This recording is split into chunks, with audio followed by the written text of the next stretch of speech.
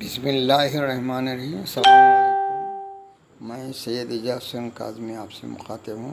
ہم جو سلسلہ شروع کیے ہیں سورہ بقرہ کی تفسیر، اس کی اب تک 163 کی میں پیش کر چکا ہوں. اب اس ایپیسوڈ میں 164 نمبر آیت سے 169 کی پیش ہے.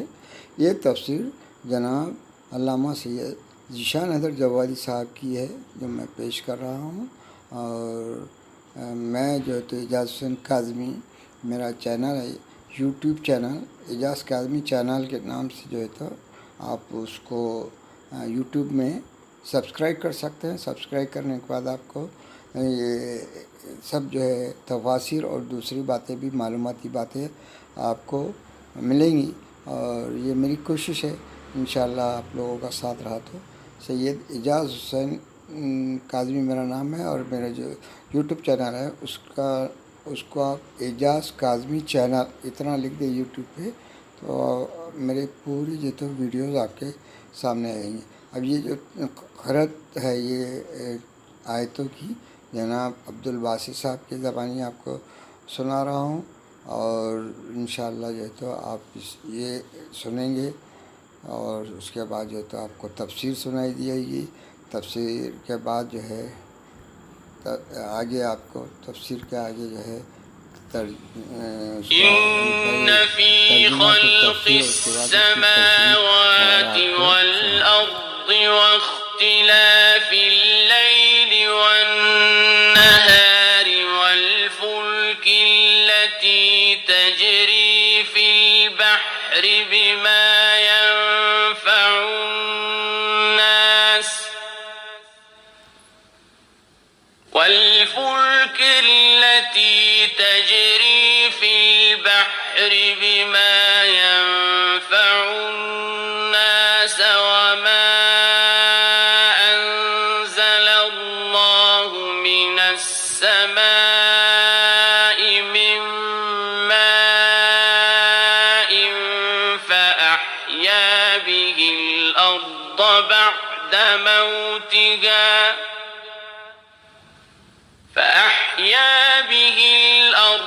بعد موتها وبث فيها من كل دابة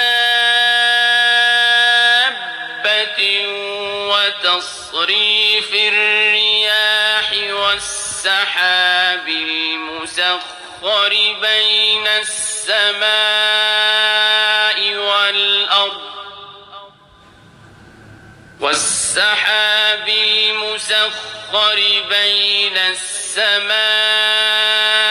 والأرض لآيات لقوم يعقلون. ومن الناس من يتخذ من دون الله أندادا يحبونهم كحب الله والذين آمنوا أشد حبا لله. ولو يرى الذين ظلموا إذ يرون العذاب أن القوة لله جميعا وأن الله شديد العذاب. إذ تبرأ الذين اتبعوا من الذين اتبعوا ورأوا العذاب وتقطعت بهم الأسباب. وقال الذين اتبعوا لو أن لنا كرة فنتبرأ منهم كما تبرأوا منا كذلك يريهم الله أعمالهم حسرات عليهم وما هم بخارجين من النار.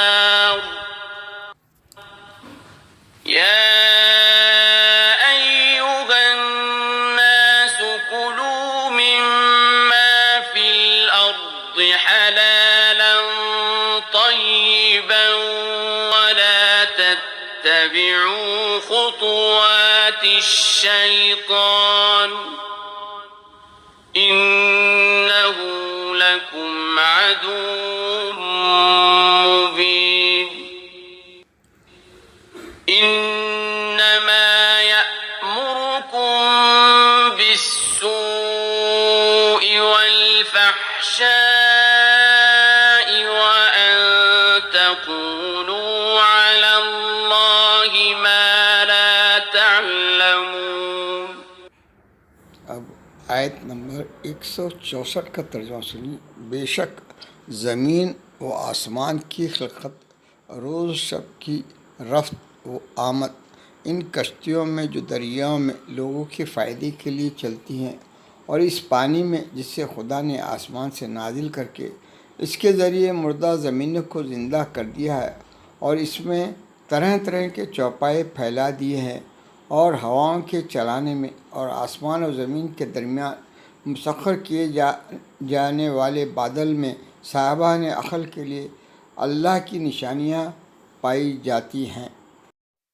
اس آیت کی تفسیر میں مولانا تحریر فرماتے ہیں، زمین سے آسمان تک پھیلی ہوئی نعمتوں کو مادیت پرست تو صرف مادی نعمتوں کی شکل میں دیکھتے ہیں.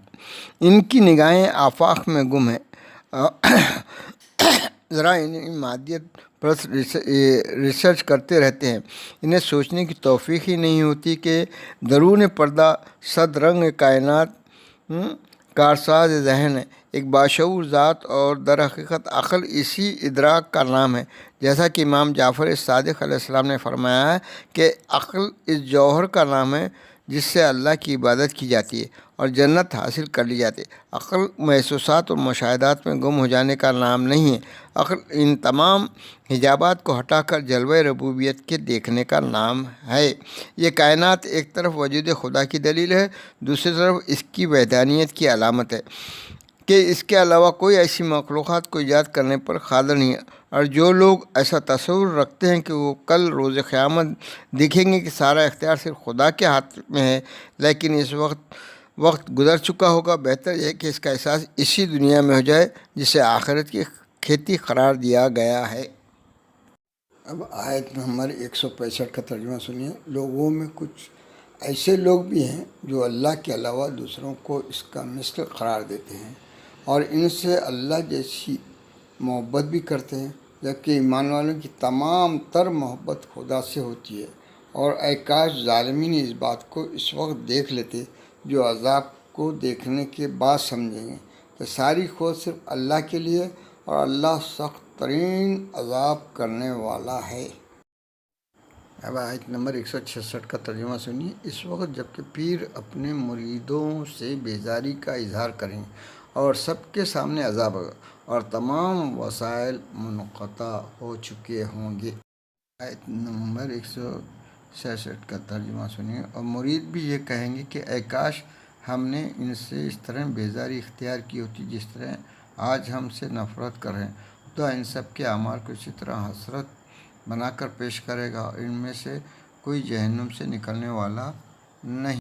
اب اس آیت کی تفسیر سنیے. جناب جوادی صاحب نے دی ہے.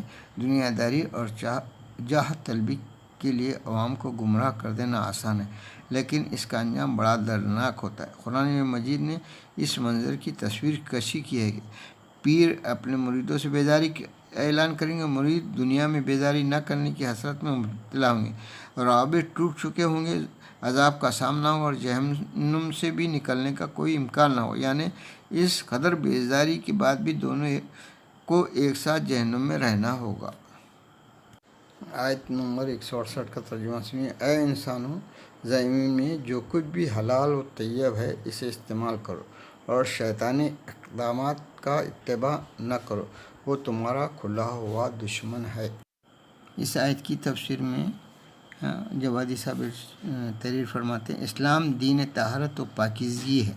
وہ اس کائنات میں انسان کے لیے انہی اشیاء کے استعمال کو جائز قرار دیتا ہے جو طیب و طاہر اور پاک و پاکیزہ ہوں.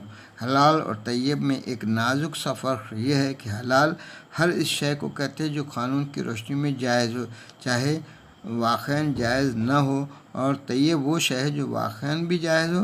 حلال کے ساتھ طیب کا لفظ احتیاط کی کھلی ہوئی دعوت ہے۔ آیت نمبر 169 169 کا ترجمہ سنیے۔ وہ بس تمہیں بدعملی اور بدکاری کا حکم دیتا ہے اور اس بات پر آمادہ کرتا ہے کہ خدا کے خلاف جہالت کی باتیں کرتے رہو۔ یہاں فائدے میں آپ فرماتے ہیں کہ خدائی آزمائش اظہار صلاحیت کا بھی ذریعہ ہے اور ذہنی اور فکری تربیت کا بھی، جس کے بعد انسان کے جوہر اور بھی نمایاں ہو جاتے ہیں۔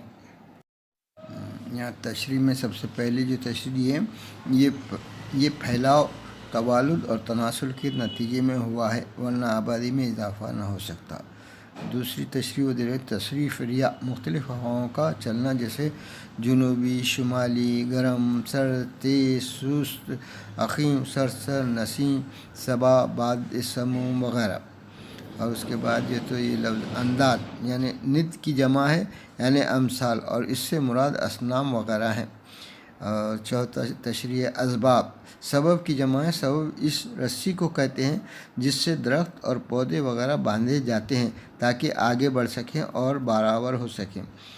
پانچواں لفظ حسرت، شدت غم کا نام ہے جو کسی چیز کے فوت ہو جانے اور ہاتھ سے نکل جانے سے پیدا ہوتی ہے۔ چھٹا تو حلال، حلال کو حلال اسی لیے کہتے ہیں کہ پابندی کی گرہ کھل گئی ہے۔ طیب یعنی پاکیزہ، جس میں غیر کا حق نہ ہو، کوئی شبہ نہ ہو اور اس کے ذائقے سے لذت۔ آیت نمبر 169 میں جو ہے انما یامرکم بالسوء والفحشاء، کہ اس کے بارے میں آپ بتائیں۔ سوء جو یہاں پر ہے، جو چیز بھی بری ہو اور غضب الہی کا باعث ہو، فحشاء جس کی برائی بالکل واضح ہو، چاہے وہ قول ہو یا فعل ہو۔